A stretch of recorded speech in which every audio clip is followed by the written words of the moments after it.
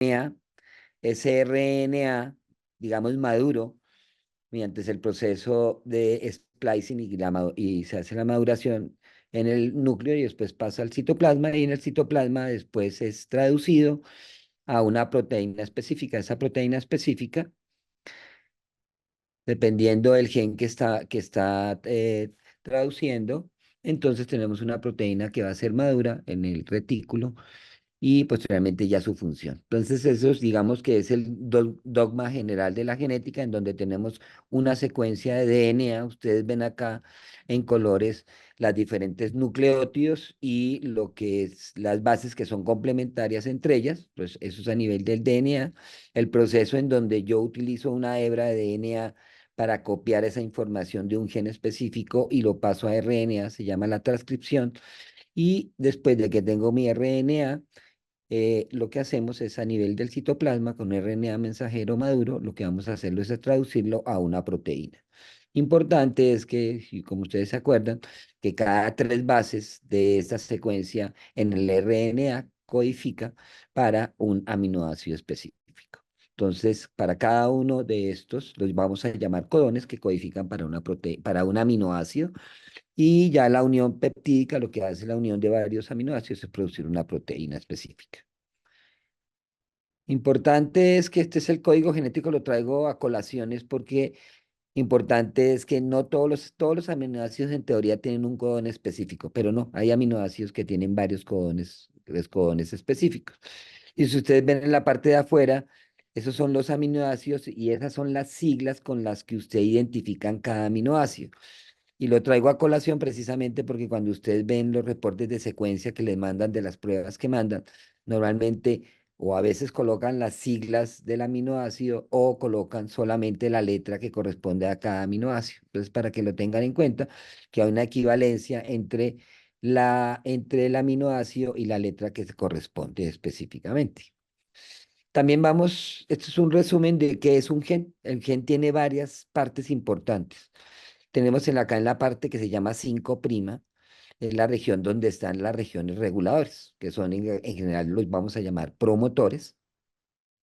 Y dentro de esas regiones reguladoras tenemos los promotores y los enhancers. Son dos secuencias especiales que me permiten al enhancer incrementar la transcripción o disminuirla. O tenemos los promotores que son que ciertas proteínas son capaces de reconocer la región y decir, este gen es el que se va a transcribir. Y acá tenemos ya la región codificante, que eso es lo que llamamos el marco de lectura. Si ustedes ven acá en azul, encuentran que estos son los exones, que son las regiones codificantes, las regiones intrónicas que están entre cada exón. Y estas regiones pues tienen unas particularidades especiales que permiten reconocer que es un exón y que es un intrón. Y que cualquier alteración a ese nivel me puede cambiar la secuencia final. Tenemos una región final que se llama el signo de Polía que me ayuda a proteger mi RNA posteriormente. Entonces, esto es la secuencia de RNA, así que de DNA, que es un gen. Importante es que yo puedo tener variantes en las regiones exónicas, en las regiones intrónicas, unión intron-exón, puedo tener regiones de los promotores, también variantes, pero digamos que cuando se mandan los estudios, ahora lo vamos a ver, normalmente lo que ustedes están viendo siempre en general son las regiones exónicas, que son las codificantes, y estos pedacitos de acá, que son las uniones entre el intrón y el exón, esas regiones también se secuencian porque son muy importantes para que haya una proteína activa. Entonces, esas son las regiones en general de un exón. Cuando yo les hablaba que haya un procesamiento del RNA, es una maduración.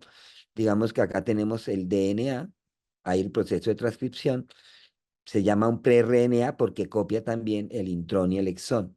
Y cuando hablamos de los procesos de splicing o procesamiento, lo que estamos hablando es que lo que hacemos es quitar los intrones y el RNA maduro solamente la unión de todos los exones seguidos.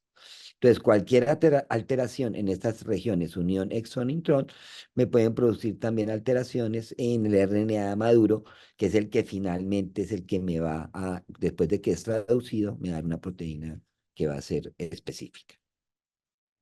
Y de hecho también hay otras cosas importantes con el splicing, porque uno dirá, ¿y para qué sirven los intrones? Entre unas muchas funciones que yo puedo hacer splicing alternativos.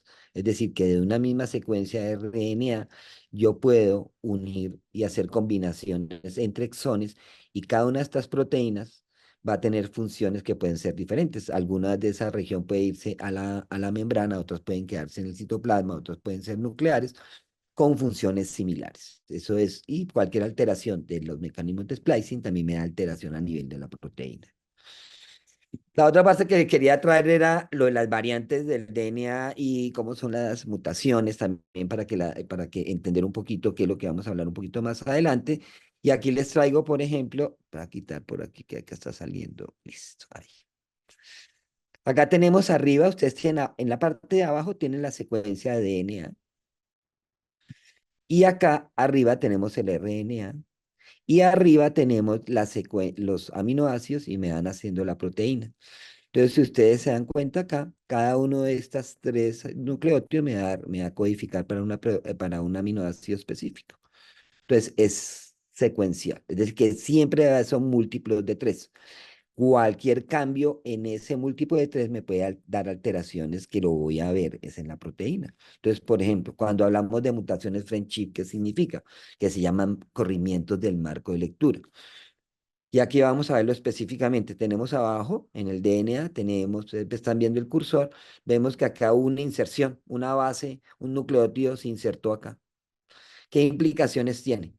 Veámonos ahora acá, vámonos al RNA. Entonces aquí vamos en tres bases múltiplos de tres, van tres, tres, tres, cada una con su aminoácido específico y de pronto se insertó otro nucleótido, así que me va a cambiar un aminoácido. Y de ahí para allá, como se corrió una base, pues también van a cambiar los codones y por lo tanto voy a tener una proteína que de este extremo, del aminoácido 1 hasta el 5 están bien. De ahí para allá se cambiaron los aminoácidos, pero el problema de estas mutaciones Friendship generalmente es que al fin aparece un codón de stop y la proteína queda más corta, así que vamos a tener una mutación que se llama una proteína truncada, que normalmente las proteínas truncadas no se van a degradar rápidamente. Entonces son las mutaciones friendship, pueden ser por inserciones, delecciones, etc. Acá les traigo otro ejemplo. Acá tenemos acá igual, tenemos acá una que son las mutaciones no senos, las variantes no senos. ¿Qué significa eso? Acá tenemos nuestros codones, el RNA, y a veces aparece un cambio de una base por otra. Esto me hace que se produzca un codón de stop. ¿Qué pasa? La proteína es más corta y por lo tanto también es una proteína truncada. Y ustedes van a ver que muchas veces les dicen, es que es una mutación no sen. Es una mutación no sen, es que apareció un codón en el momento que no debe aparecer, por eso la proteína es más corta. Si ustedes lo ven con la proteína normal, tenemos una secuencia acá de aminoácidos completamente normal y me produce una proteína sana. Si ustedes ven acá abajo, producen sí los aminoácidos, una proteína más corta, no se sintetiza, no se, a- se, a- se a- a- inician o unen más aminoácidos y por lo tanto la proteína va a ser más corta y por eso no va a ser inactivada y destruida rápidamente. Esas se llaman las mutaciones no sense. Aparece un codón stop antes de tiempo. Y están las otras mutaciones que llaman las mutaciones no sense. Ustedes arriba ven la secuencia de aminoácidos. Ustedes ven acá el RNA con sus codones.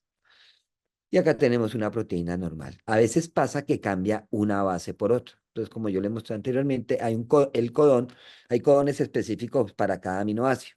Si se cambia en este caso una base por otra, cambió. Se cuenta que aquí era una G y se cambió por una C. Esto me codifica para la alanina y lo normal es que en esa región debe haber una glicina.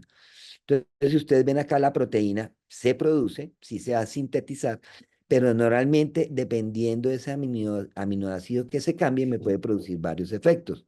Unas veces puede producir que está en un sitio activo de la proteína y por lo tanto se va a inactivar, no va a cumplir su función, digamos que como una enzima.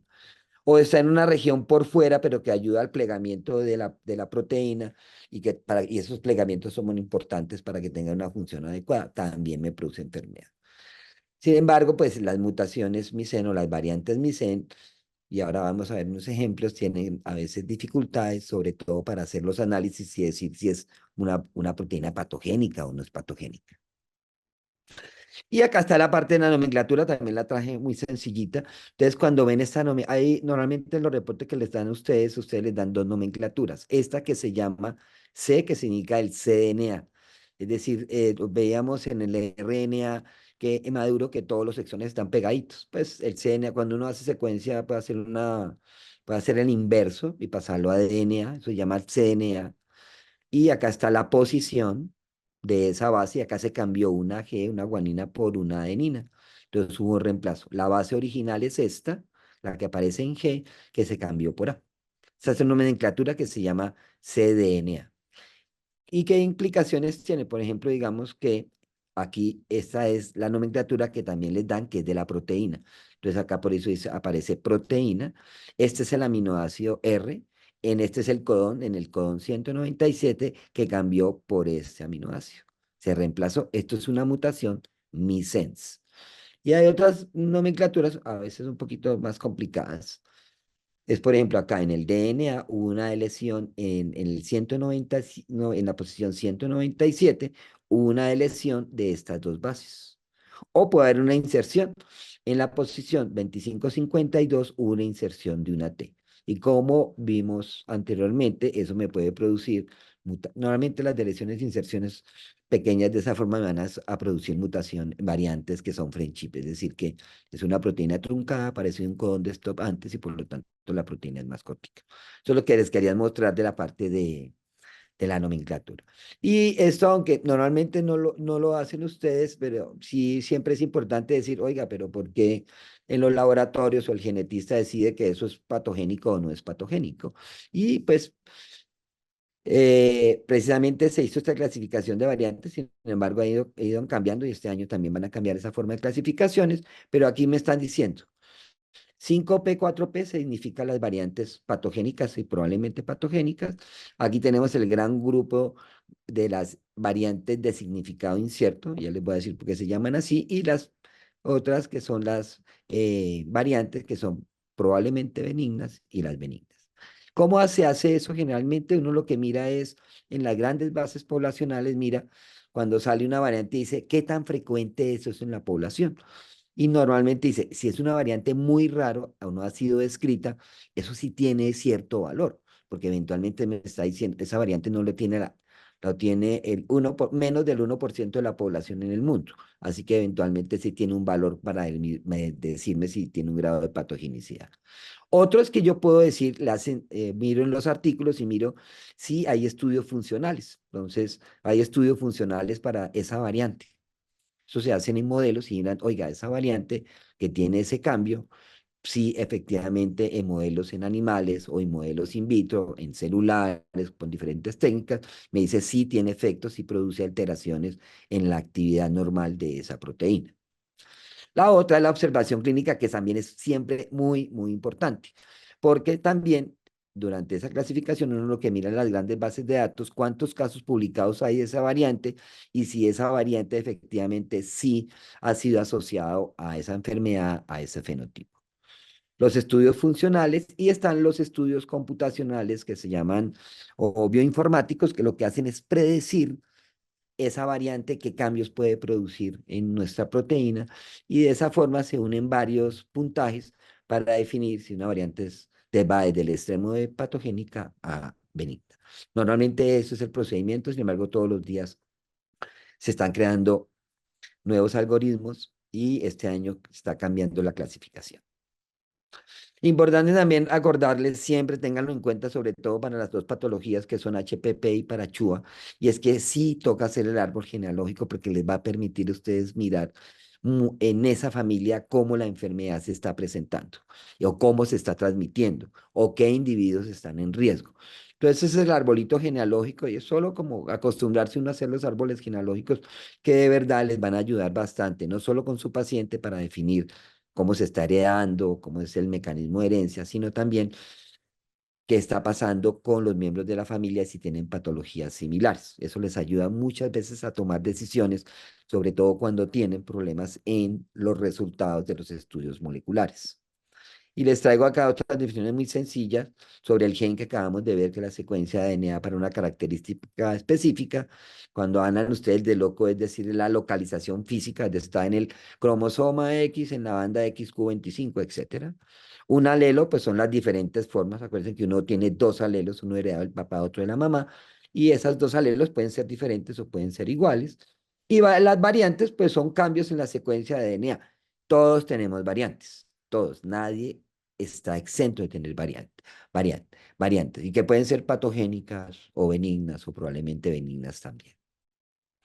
Y acá hablamos de otros datos muy importantes que son qué significa homocigoto. Yo puedo ser homocigoto por un alelo dominante, es decir, tener mis dos alelos que herede el papá y la mamá que sean dominantes.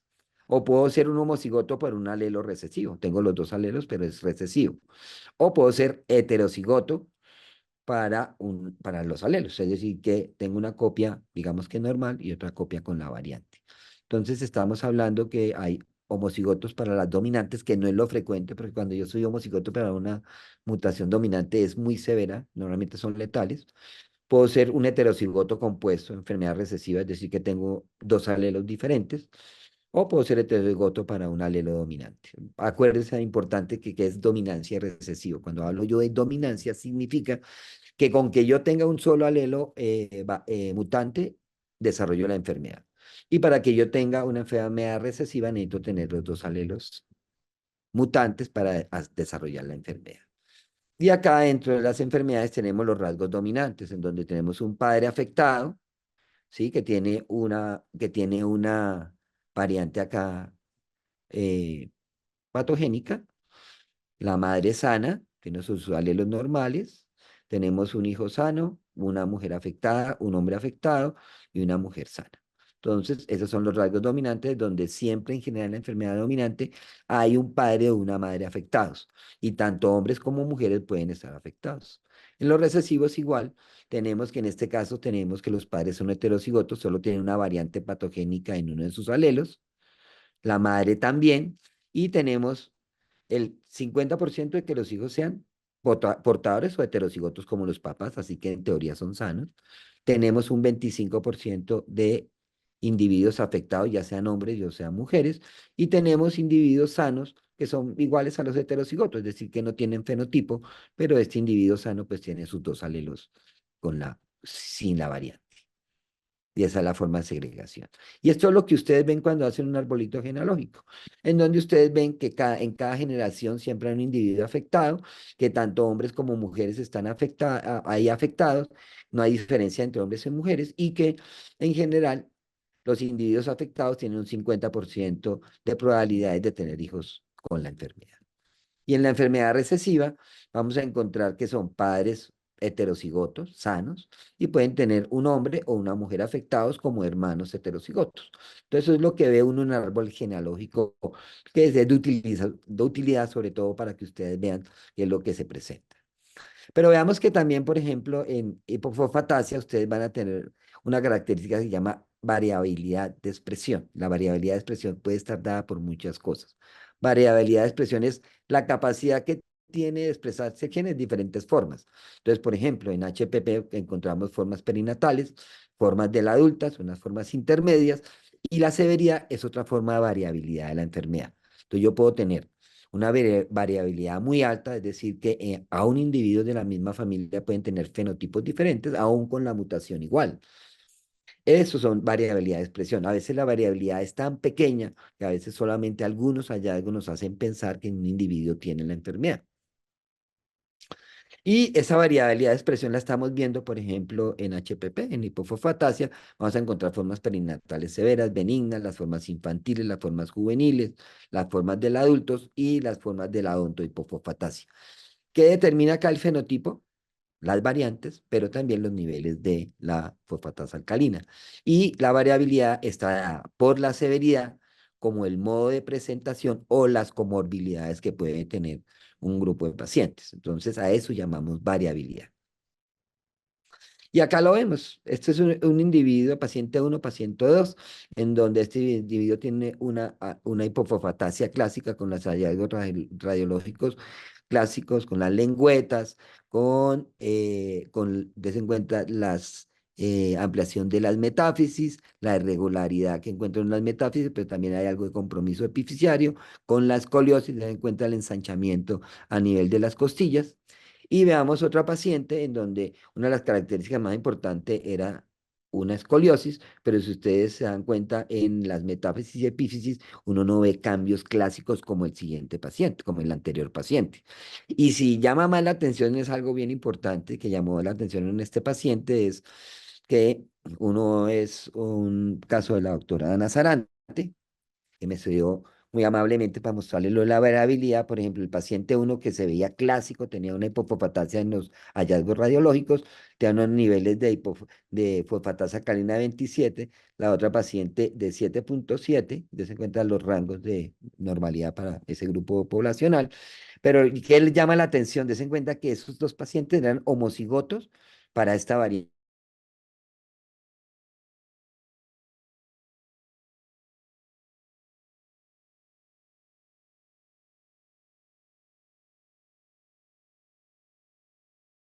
expresión.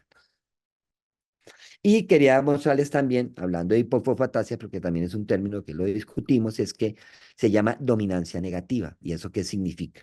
Yo acá les hice esta gráfica en donde tenemos el alelo, un alelo, el alelo uno, el alelo 2, es el wild type. Cada uno sintetiza uno de los monómeros de la fosfatasa alcalina. Acá están los ligandos, pero es necesario que esos dos monómeros se peguen, se unan para producir una enzima activa y producir su actividad enzimática y su producto final.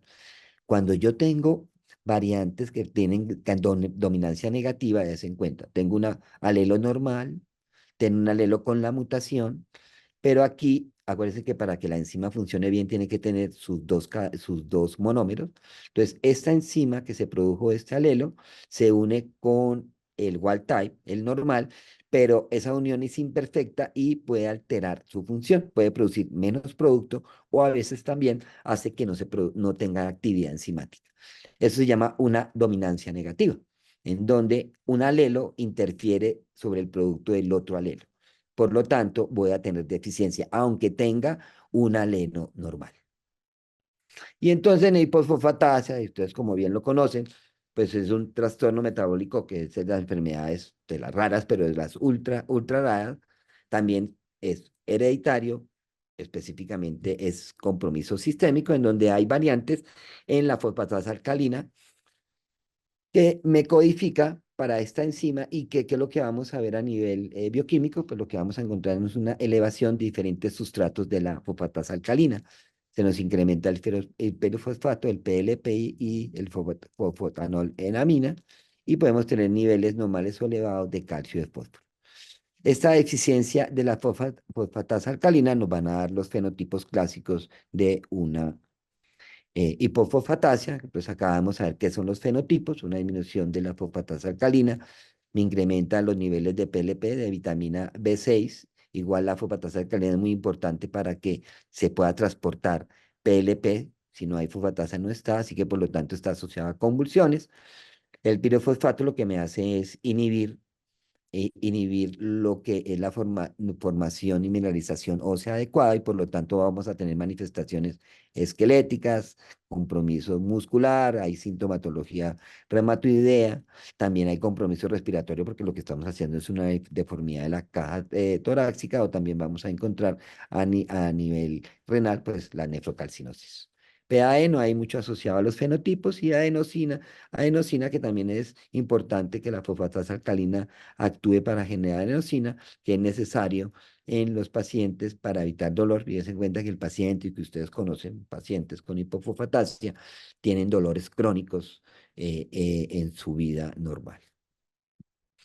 Yo les traigo acá también la variabilidad. Entonces acá les voy a mostrar por qué es importante el árbol genealógico. Entonces ustedes ven acá en este arbolito genealógico tenemos dos papás, uno de 38 años, la mamá de 38, el papá de 38. La mamá se encontró esta variante, el papá tiene esta variante, pero veamos los individuos, porque normalmente esto no lo vemos normalmente. Muchos los papás si los vemos sanos, no sabemos qué variante tiene. Vamos a ver es el fenotipo del paciente afectado.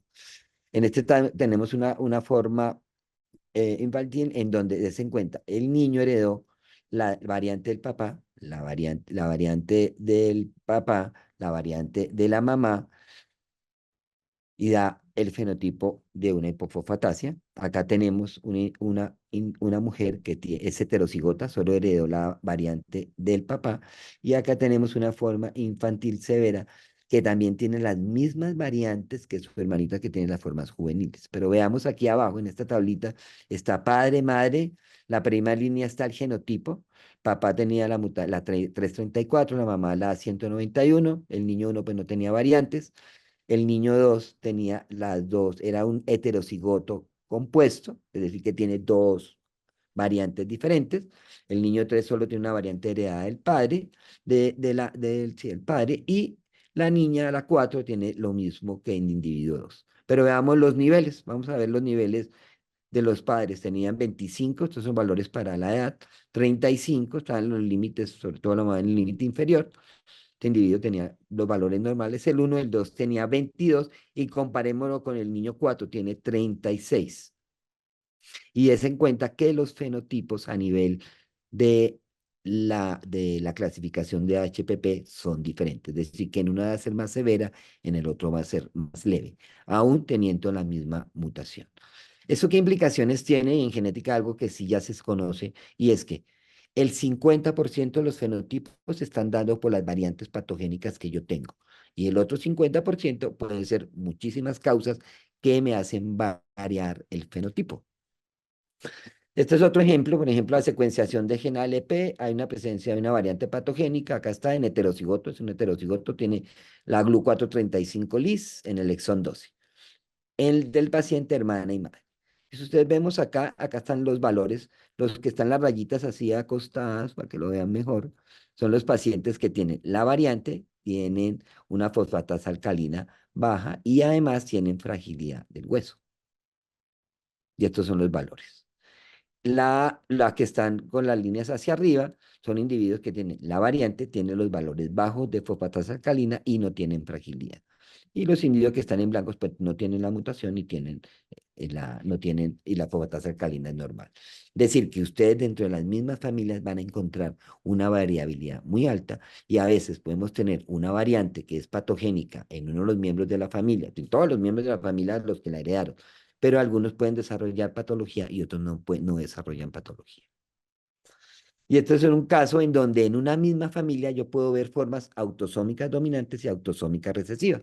Acá les voy a pasar este individuo, este es el individuo propósito, es el individuo 2, 3, tiene una variante, este es un sitio de splicing, tenía aquí fractura, las alteraciones a nivel de sus dientes, tenía una fosfatasa alcalina baja. Este individuo, el 3-1, ustedes lo ven acá, tiene una enfermedad degenerativa de hueso a nivel de la columna, tenía dolor a nivel de los pies, pero ninguna otra sintomatología. Y esta es su pareja, preciso la pareja tenía una lesión del exón 2 en el gen para fosfatasa alcalina y tienen un bebé que fallece, heredó las dos variantes, y es una forma severa de hipofosfatasia. Entonces, si ustedes dan cuenta, acá tenemos un mecanismo autosómico dominante, en donde pues la variante pasó al hijo de la señora 2-3, y el señor, por casualidad, su pareja también era portadora para una variante patogénica, y pues hacen una enfermedad autosómica recesiva. Entonces, eso lo podemos ver en los árboles genealógicos, y yo creo que siempre ha sido que cuando yo sé que tengo una variante patogénica, digamos que en estado heterocigoto soy portador, pues eventualmente lo ideal es que cuando yo voy a tener hijos, pues la pareja se haga el estudio al menos en ese gen para determinar si es portadora o no, y no tengamos sorpresas que eventualmente voy a tener un hijo con una enfermedad recesiva que es más severa. Acá tenemos que este gen pues tiene dos exones relativamente pequeñitos, por lo tanto es muy fácil secuenciarlo. Ustedes ven aquí todas las variantes que hay descritas hasta el momento de esta revisión, 2015, y son 400, más de 500 variantes van. Pero es en cuenta algo muy importante, la gran mayoría de las mutaciones de las variantes son missense. Por eso y yo creo que más de ustedes que han tenido pacientes con hipofosfatasia han tenido a veces complicaciones en la clasificación de esas variantes. ¿Por qué? Porque son variantes misén, que son cambio de un aminoácido por otro, y a veces su patogeneidad no se conoce mucho. Pero algo también que es bien importante que lo tengan en cuenta es que yo puedo tener deleciones. Y las deleciones en general son deleterias. Pero por eso, pero cuando hago cuando hago mis estudios diagnósticos, pues tengo que pedir estudios de mirar secuenciación, pero también mirar si hay deleciones o duplicaciones, porque si no se me pueden pasar. Les traigo esta gráfica porque normalmente aquí tienen las dos cadenas de la fosfatasa alcalina, cada codificada, una codificada por uno de los alelos y que es necesario que formen un dímero para que tengan una función normal. Dependiendo, y eso específicamente, pues tenemos unas regiones muy especiales de esas proteínas. Las regiones catalíticas de los dos monómeros. Tenemos la unión de interfase donde se unen las dos cadenas. Tenemos las uniones a calcio, tenemos la región de interferencia de unión del homodímero y el dominio Cron. Dependiendo de donde haya las variantes, yo pueda tener más severidad. Entonces, por ejemplo, yo tengo una variante en la región catalítica, normalmente las variantes ahí son patogénicas. Yo tengo una variante en la región de interfase también, sí, aún en Crohn también yo voy a encontrar que si se colocan ahí las variantes puede ser tener efectos patogénicos.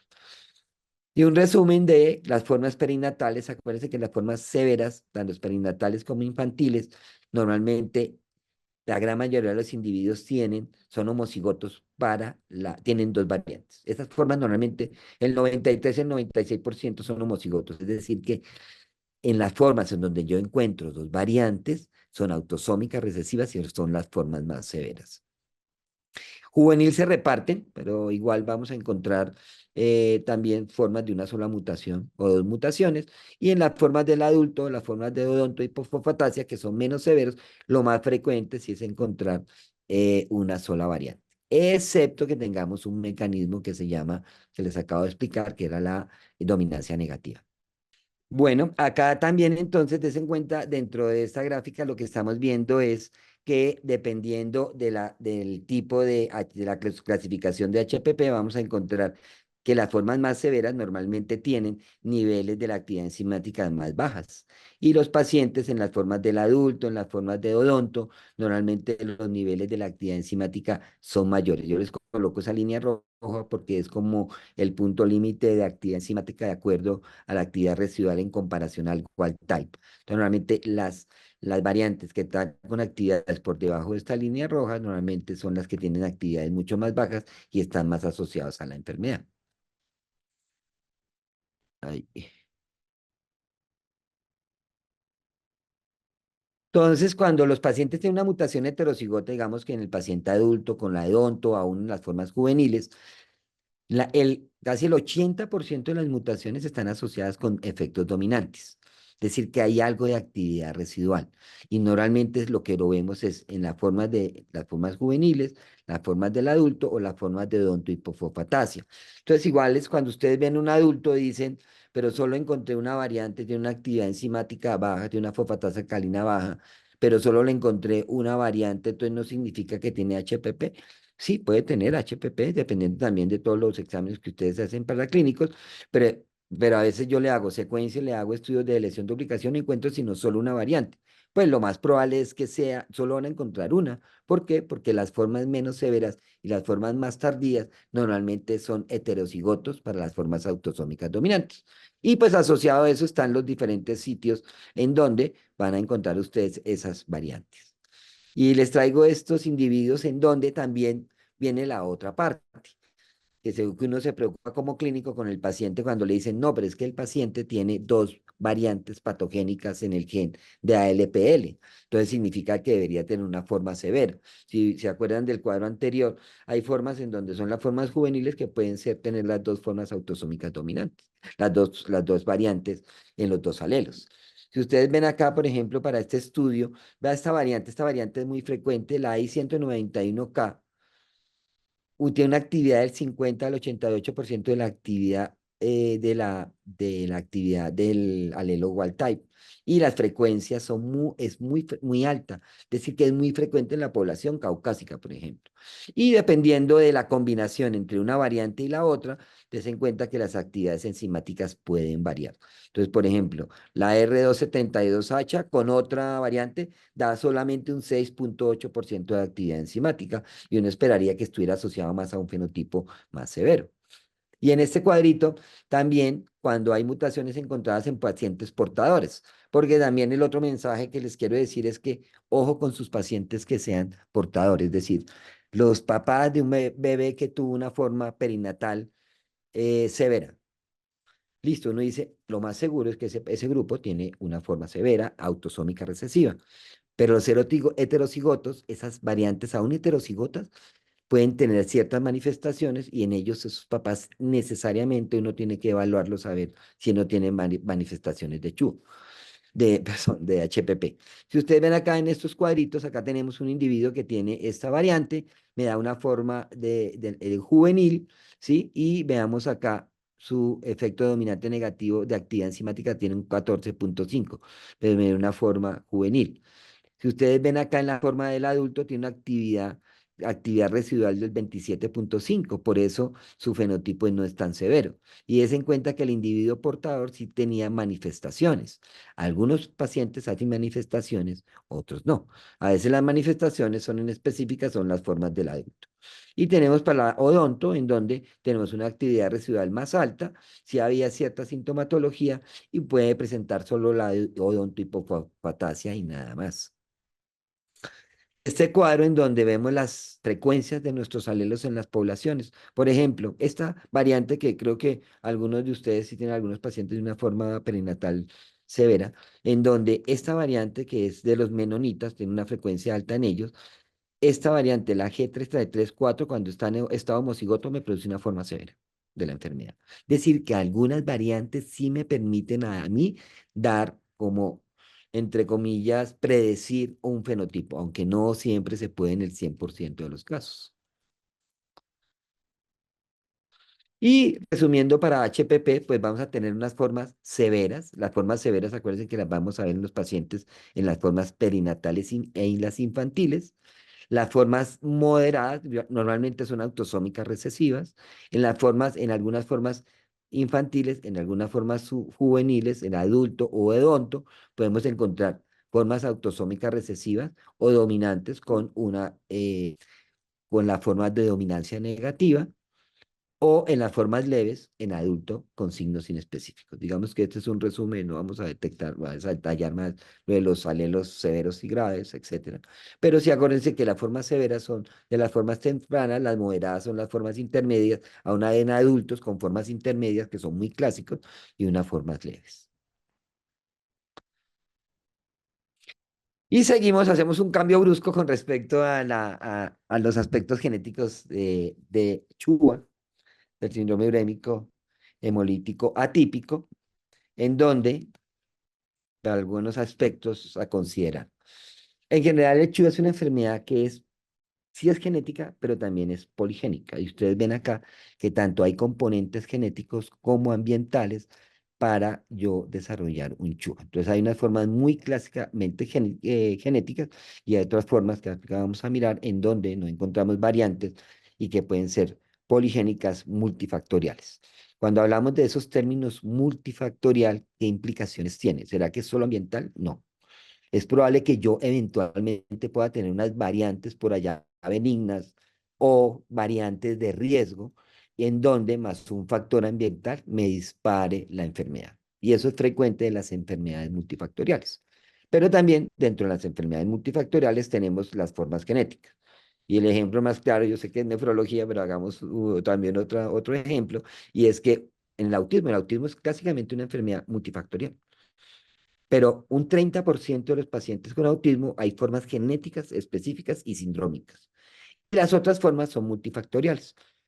Y allá en esa patología sí ya se conocen que ciertas variantes con efectos adictivos hacen que yo pueda desarrollar una patología.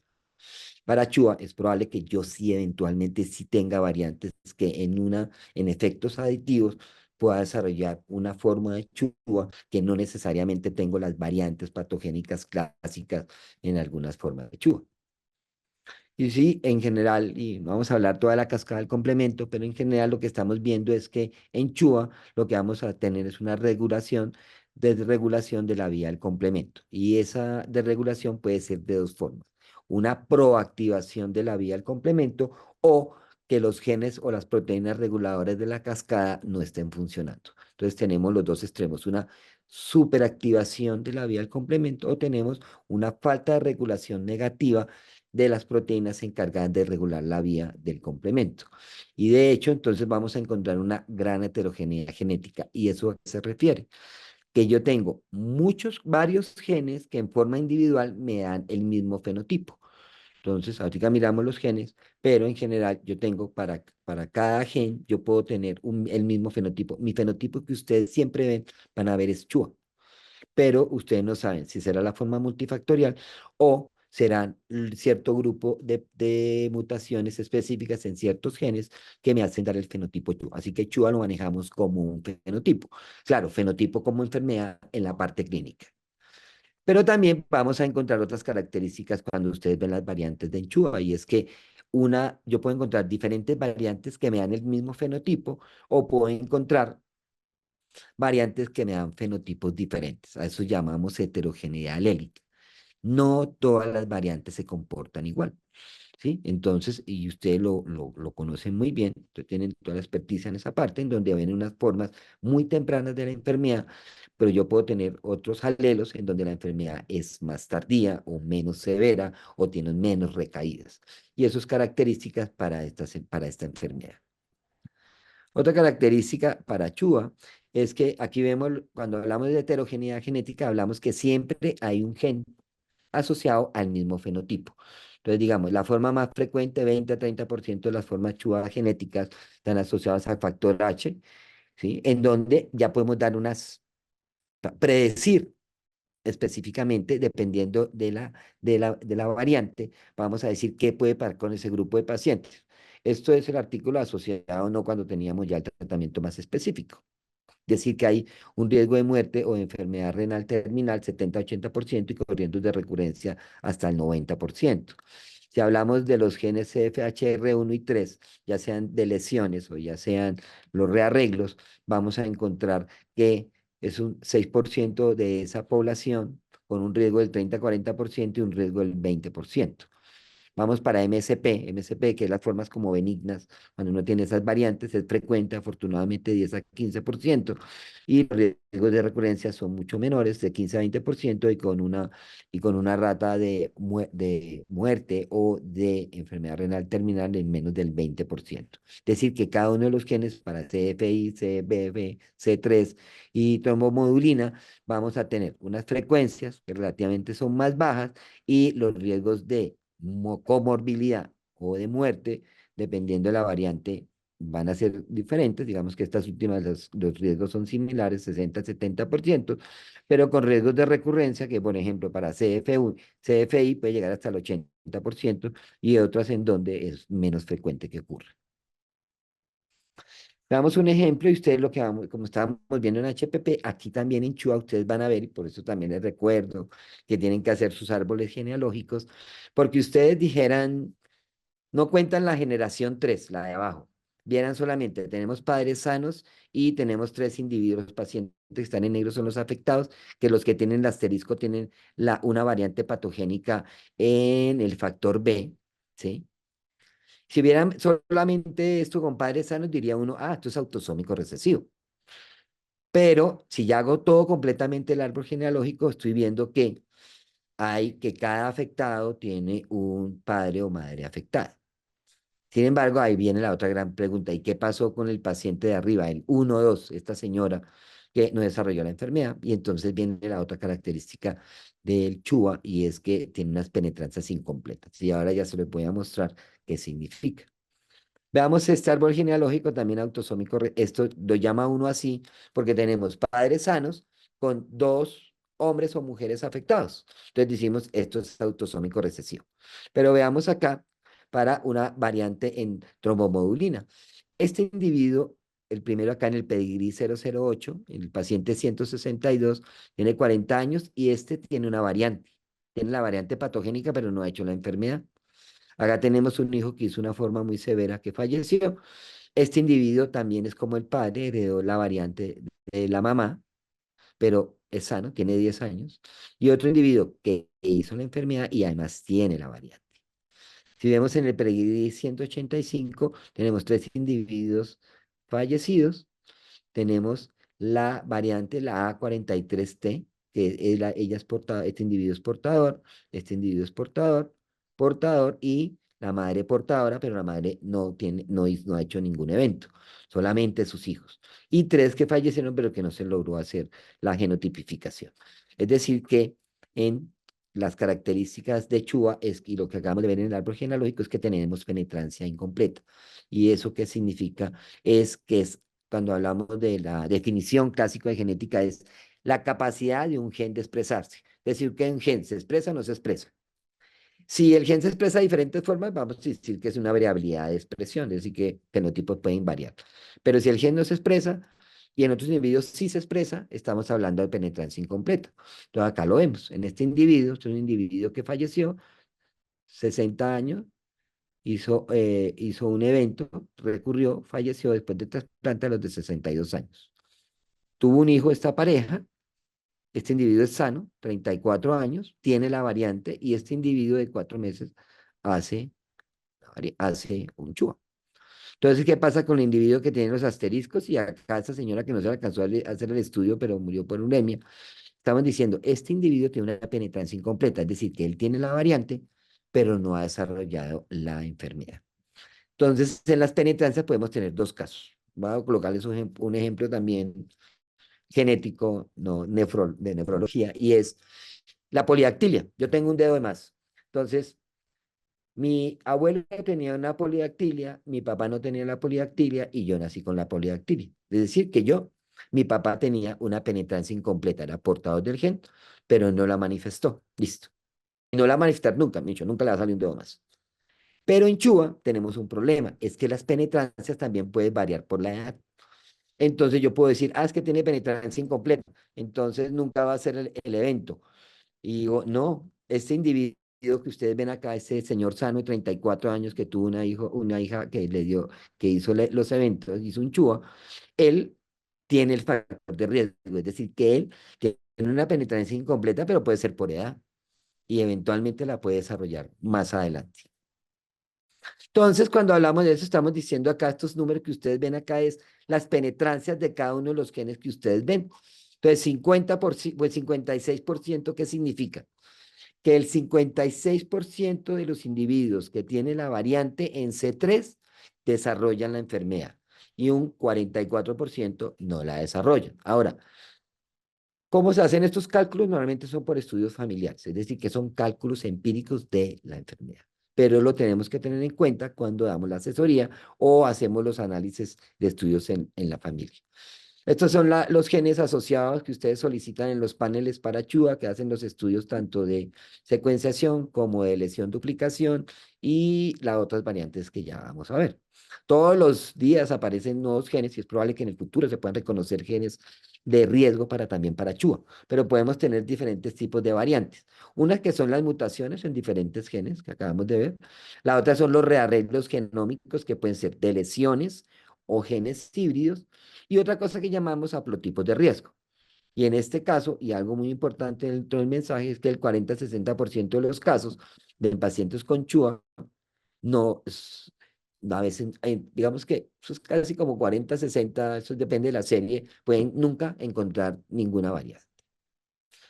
Y acá los que les comentaba yo, dentro de las variantes o mutaciones de la vía del complemento, tenemos una que le llaman por pérdida de función. Normalmente cuando hay pérdida de función, normalmente son los genes reguladores, es decir, que los genes que ustedes ya conocen, FH, FI, MCP o CD46 y trombomobulina, son más reguladores de la vía, son inhibidores naturales. Es decir, que si yo pierdo actividad, es decir, que es una proteína defectuosa que no pierde función, normalmente son los genes asociados a regulación negativa. Pero si yo tengo genes que son los genes en donde ganan función, normalmente son estas formas de los genes activadores, como C3 o CB o CFB. Qué pena el reloj, doctores. Y tenemos otras vías que también se han encontrado reciente, bueno, no tan recientemente con respecto a la vía a las formas de Chua genético, y es también variantes en PLG o variantes en diacilglicerolquinasa, que también se han asociado en algunos pacientes con Chua. A esto es lo que llamamos rearreglos genómicos, por qué se producen y por qué es importante que ustedes también los consideren dentro de los estudios. Normalmente son dos alelos, digamos que uno al frente del otro. Les en cuenta que son homólogos. Tienen dos regiones, estas regiones que ustedes en verdecito, donde hacen la recombinación. Si yo hago una recombinación desigual, voy a crear un gen híbrido y también me puede producir deleciones o duplicaciones. O puedo tener este rearreglo en donde también pierdo y hace un rearreglo diferente. ¿Cómo vemos esto? Y eso no lo vemos con secuencia, solo tenemos que, con una secuenciación de la región, sino que vamos que hacerlo por estudios de lesión-duplicación. Pero, ¿qué significa tener un rearreglo genómico y qué implicaciones tiene ustedes en el pronóstico que le dan a los pacientes o en la asesoría? Cuando tenemos genes híbridos, normalmente eso no se encuentra en la población general. Así que normalmente CFH no es funcional. Si tenemos grandes de lesiones, eso lo encontramos en la población general. Por lo tanto, hay población, cualquiera de nosotros puede tener unas grandes de lesiones de CFHR1 y entre 3, y puede que nunca vamos a desarrollar CHUA, nunca. Pero lo que sí se ha visto es que hay una asociación entre tener ese grandes de lesiones y desarrollar anticuerpos contra CFH. Y vienen los haplotipos de riesgo. Cuando hablamos de haplotipos de riesgo, como ustedes bien conocen, es más o menos como los haplotipos que uno antiguamente hablaba para, para diabetes mellitus. Si yo tenía un DR3, bueno, en este momento se hace en molecular, pero en términos de serológico, ¿a qué significa? Si yo tengo un DR3, un DR4, un DQ beta 1, probablemente tengo un alto riesgo de que vaya a ser una diabetes tipo 1. Los haplotipos para esta patología lo que nos están dando es indicando un riesgo. Entonces acá, y ustedes también lo están solicitando en las pruebas. Entonces los haplotipos FHHR, cuando los solicitan, aumentan el riesgo de MAT entre 2 a 4 veces el riesgo de desarrollarlo. Y si tenemos el haplotipo MSP, que si ustedes conocen como CD46, el riesgo puede ser de 2 a 3 veces. Des en cuenta que hasta el 44% de los pacientes de Chua lo manifiestan. En los platipos, en los individuos que tienen el CFH, hasta un 31% lo presentan. Y algo también importante, yo puedo tener los dos haplotipos, es decir, que tengo CFH más tengo los haplotipos de MSP, ya sea en estado heterocigoto o en estado homocigoto. Y entonces, ¿qué es lo que podemos identificar cuando hacemos las pruebas? Pues un 40-60%, aquí están las frecuencias, usted lo conoce muy bien, 20% CFH, le siguen frecuencia pues las formas aisladas de MSP, los anticuerpos, y ya las formas C3, trombobulina, combinados o CFF, el 1%. Entonces, en general, las más comunes es el CFH, las mutaciones en DGKE. Normalmente lo ve uno en pacientes menores de un año en el 27% de los casos. Y en general, cuando hacemos todas las pruebas, podemos tener y nos llevamos la sorpresa o que no nos sale nada, ¿sí? O que a veces nos sale el bus, como ustedes bien conocen. Las pruebas genéticas no son diagnósticas de Chuba. El diagnóstico ustedes lo hacen en la parte clínica, en la parte bioquímica de los marcadores que ustedes necesitan, biomarcadores que ustedes presentan. Como decíamos, muchas variantes en Chua son misenas, así que también podemos tener problemas de variantes de significado incierto. Y pues como siempre, el diagnóstico molecular no es el 100%. Les voy a mostrar aquí lo que les llega a ustedes cuando a veces tienen, digamos que este es el reporte que les llega a ustedes, en donde arriba ustedes aparecen los genes analizados. Acá dicen que sí hicieron el gen híbrido para CFH, CFHR3 y encuentran acá tres variantes. Entonces tenemos aquí, ay, tenemos trombobulina, tenemos acá la nomenclatura, el cDNA, C158A por G, y el de la proteína cambió un aspartico por una glicina en estado heterocigoto, y ya se sabe que es una, perdón, ya es una variante que es patogénica, conocida. Hay otra variante que es en estado, es una variante de significado incierto, y la otra variante en C3 es una variante que no es patogénica y que ya se ha clarificado que no es patogénica. Y que no hay los genes híbridos o los genes de lesión duplicación.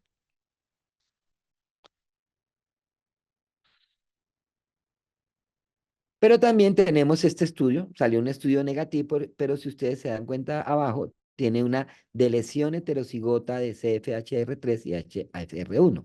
Normalmente entonces, esto es una variante común en la población general, pero como ya nos dimos cuenta, sí tiene riesgos de 2 a 4 veces de que pueda desarrollar un evento como Chuga. Igual acá, entonces tenemos acá nuestra variante, eso se detectó ya no con secuenciación, sino con la técnica MLPA, que es un estudio de lesión, duplicación para esa región. Siempre tienen que tener las dos combinaciones para que ustedes tengan, digamos que su estudio completo. Y la utilidad del estudio genético, ¿para qué sirve? Muchas veces nos sirve para predecir resultados de riesgo de enfermedad renal, crónica terminal o de muerte. Entonces, por ejemplo, acá tenemos porcentaje de sobrevida sin enfermedad renal. Cuando tenemos las variantes, por ejemplo, una MCP aislada que está clasificada dentro de las que son el de riesgo bajo, se en cuenta que a los 60 años eso daría como el 90% de sobrevida. Tenemos unas muy severas, en este caso CFH, incluyendo el gen CFH con el HR1, en donde a los 60 años tenemos 25% nada más.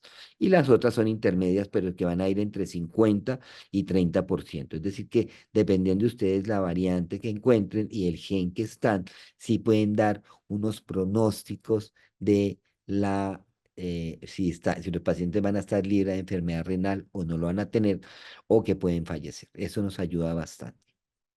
Y acá es unos ejemplos en donde yo la que voy a mostrar, por ejemplo, eso es una serie de pacientes, son 21 pacientes, con un CHUA en donde, en quienes se descontinuó eculizumab, por ejemplo. Y acá ustedes ven acá CFH, una grande lesión, produjo una mutación codón de stop, es decir, que es una variante severa, es patogénica, ¿sí? Y en este grupo de pacientes que se presentó. Entonces, cada una de estas variantes, por ejemplo, hizo recaída en 6 pacientes después de haber descontinuado el tratamiento. Lo mismo para cada una de las variantes, es decir, que, por ejemplo, esta variante uno se pone a mirar y es una variante, es la 3, es una variante missense, heterocigota, probablemente dañina, ¿sí? Probablemente patogénica por la clasificación de Boone. Esto es Polifen, una forma de algoritmo, y es en cuenta que casi todos los pacientes hicieron un evento nuevamente después de haber descontinuado su tratamiento. Ay, perdón, es que aquí no me quiere pasar. Lo mismo MSP, se supone que es un gen en donde su frecuencia no es tan alta, heterocigoto también, en la región de splicing, en general también es severa por la región de splicing, patogénico, 15 pacientes desarrollaron nuevamente eventos, hay otros que no desarrollan dependiendo de la variante, porque MSP se encuentra que es una variante missense, aquí sí se produce proteína, es decir que las variantes missense, dependiendo de dónde está el cambio, la proteína puede continuar haciendo cierta función, entonces eventualmente son de menor riesgo. Pero, por ejemplo, esta es una variante también del splicing, también me produce una proteína truncada y es en cuenta que todos los pacientes casi hicieron eventos. Lo mismo para cada uno de las variantes que nos encontramos en esta serie. Algunas pueden tener más riesgo de recurrencia que otras con los eventos. Pero también esto es un mensaje muy importante, es que cuando yo tengo mutaciones son asociadas a más variantes, los riesgos aumentan. Entonces, por ejemplo, la incidencia, si yo tengo MCP aislada, 19% de incidencia para enfermedad renal o muerte. Pero si yo la tengo combinada, hasta un 50%. Y hay una tabla gráfica, no se las traje, ya vamos a acabar, y es que cuando yo tengo los dos haplotipos, el de CFH3 más el haplotipo CD46, más una variante, ya sea heterocigoto o homocigoto, la penetrancia sube al 100%. Decir que todos esos factores sí me permiten predecir cómo se va a presentar la enfermedad. Ahora, Esas penetrancias cuando son pacientes de 60 años, pero si hablamos de pacientes de 30 años teniendo esas características que acabo de decirles, puedo tener una penetrancia del 50%. Hasta un 50% de los pacientes a los 30 años van a desarrollar chua si tienen esa combinación de variantes más los haplotipos de riesgo. Y acá tenemos esta.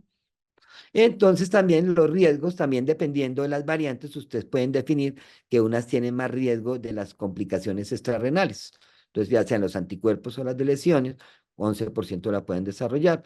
Si tiene variantes o los genes híbridos en estos genes C3, CBF, pueden tener riesgo de complicaciones cardiovasculares. Si tiene esta mutación C13 y esta específicamente, 57% de riesgo de eventos cardíacos y 36% con neurológicos. Y en general, cuando no hay variantes identificables, hasta un 14% pueden desarrollar complicaciones cerebrovasculares. Este cuadrito, en general, lo que me está diciendo es cuáles son más de riesgo. Cuando si continúa tratamiento con eculizumab. Si yo tengo variantes en C3, el riesgo es muy alto de que se vuelva a presentar.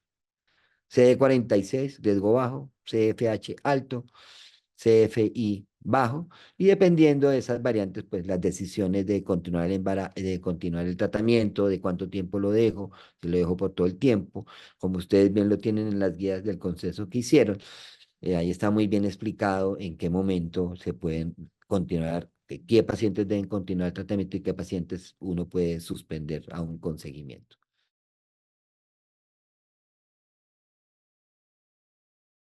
Por último, y el último mensajito es que tanto HPP como CHUA tienen una alta variabilidad, tanto en el fenotipo como una alta variabilidad genética. Acuérdense que en las dos puede haber penetrancia incompleta. Eh, para Chuba, en general, el diagnóstico es clínico y con los marcadores que usted utiliza, con los criterios que ya están descritos. HPP también, el diagnóstico también es es clínico y además tenemos biomarcador con fosfatasa alcalina, así que relativamente eso nos ayuda bastante, pero los estudios moleculares a veces sí nos ayudan a predecir en algunos casos fenotipos, pero también nos ayudan a explicar o encontrar más individuos con riesgo de desarrollar la enfermedad en una o en otra. Chua, 50% podemos ver variantes, 50% se van a quedar sin diagnóstico genético y pues en general también es una recomendación cuando ustedes tengan sus pacientes con estas variantes, estudien la familia y si hay alguna duda, pues con mucho gusto los genetistas vemos los pacientes para las remisiones. Creo que mi última diapositiva, quiero agradecerle su atención y cualquier pregunta, estoy pendiente. Muchas gracias, doctor Juan Carlos. Una excelente presentación, muy didáctica, paso a paso. Es muy importante esa explicación que nos dio de cómo interpretar a veces los informes, porque a veces uno queda perdido, pero importantísimo los mensajes que usted nos deja. También otro mensaje importantísimo es el que tenemos cada día más que abrirnos a la genética porque la genética va a ser el boom de casi todas las especialidades y subespecialidades. Por eso usted nos deja un trabajo importante para ir a estudiar genética cada vez más porque cada vez la vamos a tener más en nuestra cotidianidad. Quedamos atentos a las preguntas. Muchas gracias, Nicolás. Estoy abierto a las preguntas. ¿Escritas o abrimos el micrófono? Inicialmente escritas. Ah, bueno, escritas, listo. Aquí estoy pendiente. Muchas gracias por sus comentarios. Acá felicitaciones del doctor Richard Vaquero, Gracias, felicitaciones doctor también de Vaquero. Andrés Molina. Muchas gracias.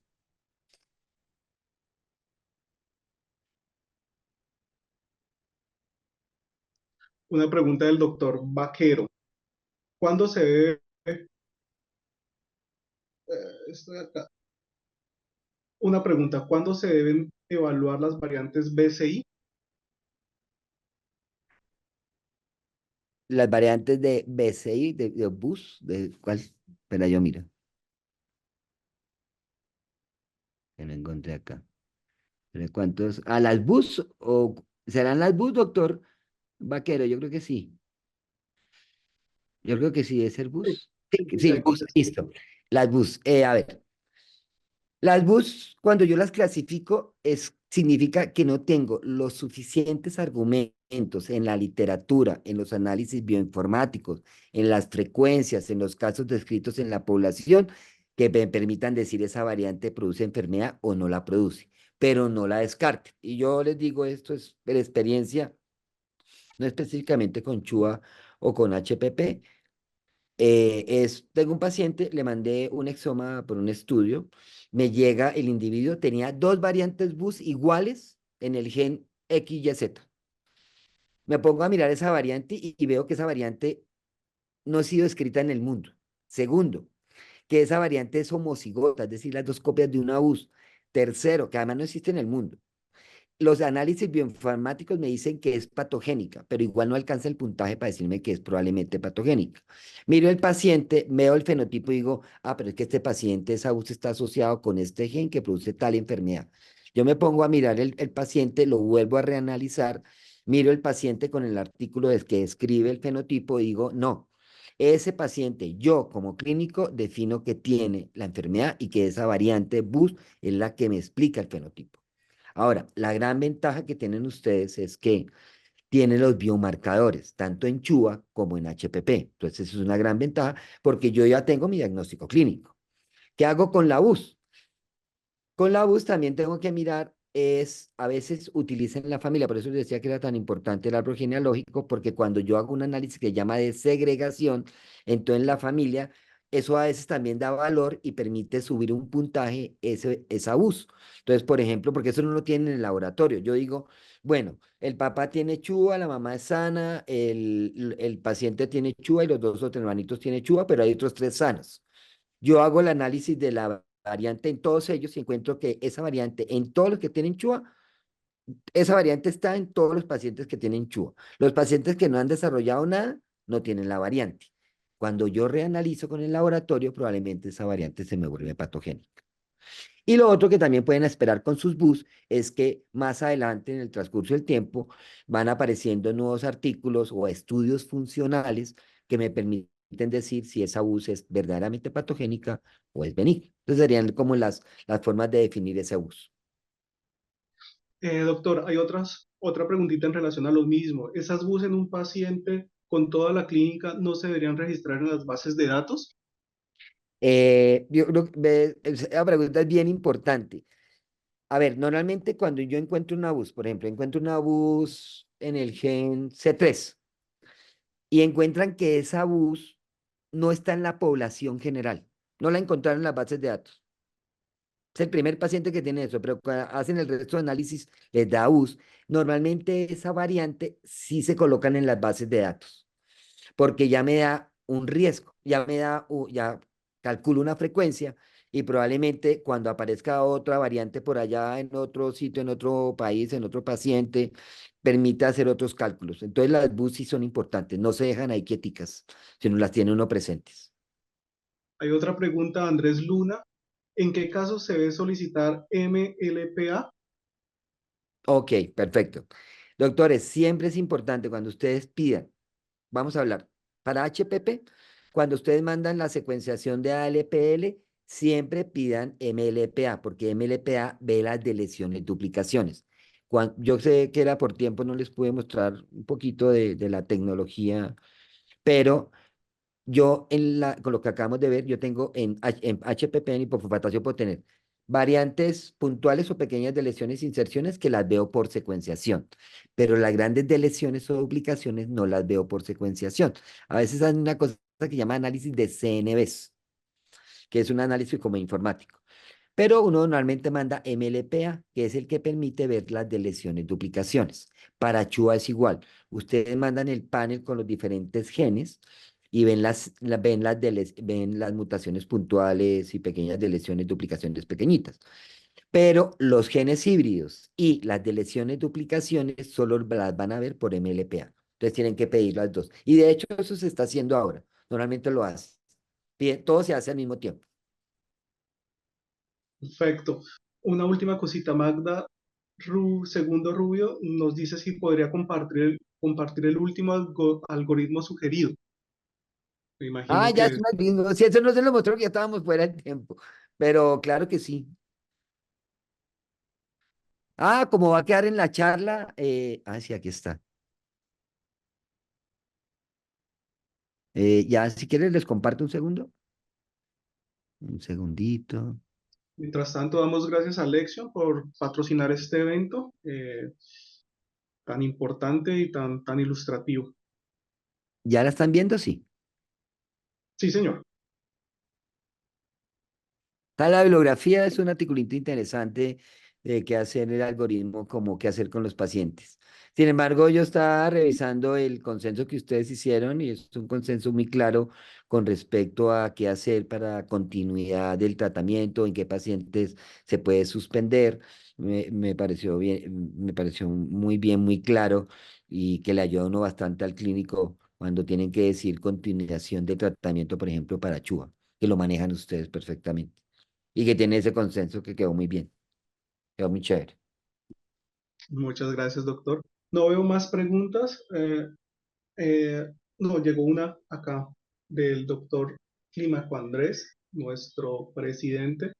Nos dice muchas gracias por la presentación. Una pregunta, una variante no patogénica en un paciente con clínica de MAT, pero con una posible causa secundaria, ejemplo LES, ¿tendría alguna importancia? No, doctor, si tiene una variante patogénica puede ser, lo que pasa es que antes se llamaban polimorfismos. Entonces los polimorfismos en general, si es un polimorfismo, es decir, con una frecuencia mayor del 1%, en general no tiene efecto sobre el fenotipo. Sin embargo, doctor, hay una cosa importante y es para investigación. Yo le decía que más o menos el 50% de los pacientes de Chua no tiene variantes, pero son multifactoriales. Es decir, que eventualmente ciertas variantes que son consideradas benignas, entre comillas, pueden tener efectos aditivos. Es decir, que si yo tengo una variante, sí, que se está considerada benigna en esta región y otra variante en otra región y otra variante en otra región, esa sumatoria de variantes me puede dar efectos aditivos que eventualmente me podrían dar una susceptibilidad a desarrollar la enfermedad. Eso puede pasar. Y también no olvidar que a veces las variantes fueron clasificadas como benignas por lo que había escrito en el momento y se pueden volver patogénicas. Eso también pasa, doctor. Por ejemplo, la enfermedad Fabry, la DT13Y, que era antes una patogénica, que hasta el doctor Davis la tenía, que se mandó a secuenciar y tenía esa variante y decían, era patogénica y por lo tanto tiene Fabry. Esa variante después se encontró que era una pseudodeficiencia y es benigna. Pero puede pasar también al contrario, que una benigna se puede volver patogénica.